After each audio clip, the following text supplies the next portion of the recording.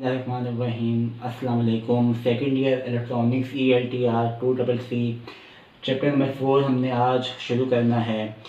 Chapter number 4 का नाम है TVM। क्या बनता है? T for transistor, V for volt, M for metre. Voltmeter का आपको पता है। वोल्ट मीटर क्या होता है? वोल्ट मीटर ऐसा इंस्ट्रूमेंट होता है जो वोल्टेज की पैमाइश करने के लिए इस्तेमाल किया जाता है। और जो TVM होता है वो क्या होता है? वो ऐसा इंस्ट्रूमेंट होता है जिसमें हम ट्रांजिस्टर को इस्तेमाल करते हुए वोल्टेज की पैमाइश करते हैं। ठीक है, तो TVM क्या होता है? TVM में हमारे पास क्या होता है? ट्रांजिस्टर भी होता है और प्लस वोल्ट मीटर। ट्रांजिस्टर और वोल्ट मीटर को अगर कंबाइन कर दिया जाए तो वो क्या बनेगा? TVM, transistor volt meter. क्या डेफिनेशन होगी? ऐसा इंस्ट्रूमेंट जिसमें हम ट्रांजिस्टर को इस्तेमाल करते हुए किसी सर्किट में वोल्टेज की पैमाइश करें तो वो क्या होगा जाएगा? TVM। ठीक है, तो क्या डेफिनेशन लिखी हुई? डेफिनेशन लिखी हुई है to measure voltage using transistor in a bridge और सर्किट। किसी भी सर्किट में अगर हम ट्रांजिस्टर को इस्तेमाल किया हुआ है और हम उससे वोल्टेज की पैमाइश कर रहे हैं तो वो क्या हो जाएगा? Transistor volt meter. ठीक है, अब इसकी जो टाइप्स होती हैं वो कौन सी होती हैं? 4 किस्म की टाइप्स होती हैं। पहली जो होती है वो होती है basic BJT input transistor volt meter. Second one जो है वो है basic FET input transistor volt meter. जो नंबर 3 पर है वो है बैलेंस ब्रिज मीटर। एंड जो नंबर 4 पर है वो है balance bridge FET volt meter. अब हम आपको बताएंगे कि हमारे पास जो BJT होता है और FET होता है उसमें क्या डिफरेंस है, क्या फ़र्क है। ओके, BJT और FET में क्या फ़र्क होता है? BJT बनता है बाइपोलर जंक्शन ट्रांजिस्टर, जबकि FET से बनता है फील्ड इफेक्ट ट्रांजिस्टर।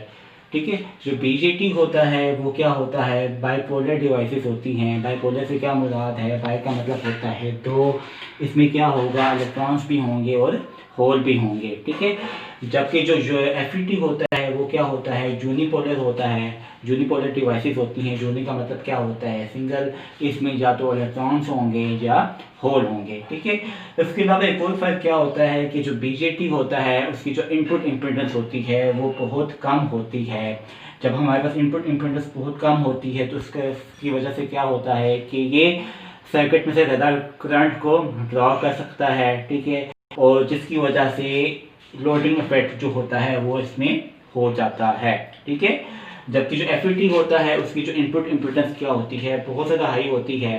तो ये जो होता है सर्किट में से या पावर में से ज़्यादा करंट ड्रॉ नहीं करता, जिसकी वजह से जो होता है इसकी वजह से कोई भी लोडिंग इफेक्ट जो होता है वो नहीं होता। वही लिखा हुआ है कि जो BJT होता है काजिज लोडिंग इफेक्ट। ठीक है, मतलब BJT जो होते हैं लोडिंग इफेक्ट की वजह से असरअंदाज होते हैं, जबकि जो FET होता है वो लोडिंग इफेक्ट की वजह से असरअंदाज नहीं होते। ठीक है, इसके अलावा एक और जो फ़र्क है इनमें या एक और डिफरेंस इन दोनों में क्या है कि BJT जो होते हैं वो बनाना आसान होते हैं। उनकी जो मैन्युफैक्चरिंग होती है वो आसान होती है और ये चीप होते हैं, सस्ते होते हैं। जबकि जो FET होता है इसको बनाना या इसकी मैन्युफैक्चरिंग करना बहुत मुश्किल होती है और ये बहुत ज़्यादा एक्सपेंसिव होते हैं। ये तो हो गया BJT और FET में फ़र्क।